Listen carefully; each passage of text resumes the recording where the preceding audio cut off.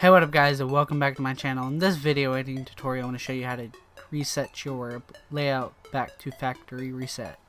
So what you're going to want to do is, let's say you accidentally deleted this one. Edit workspace. Let's say I just deleted this one. And you're like, shit, how do I get it back? Just go to Windows, Workspace, Reset to Saved. And there you go, it's going to reset. Okay guys, sorry for the dog barking in the background, but see how it reset it? Just drag it over to where you had it if you want to. You can easily save it, but I just leave it like that. And that is how to do it in Premiere Pro. You can also do it like that. Let's go over to Sony Vegas. Okay guys, now that we're back in Sony Vegas, what you can do is you can, let's say you accidentally deleted that one, is go up to Edit, or View, sorry.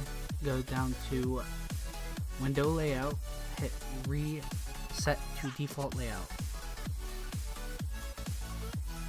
And that is what it's going to do. It's going to add all these back, which I don't use the mixed console, I just use that one so I can close out of it. You can make this bigger, back where I had it.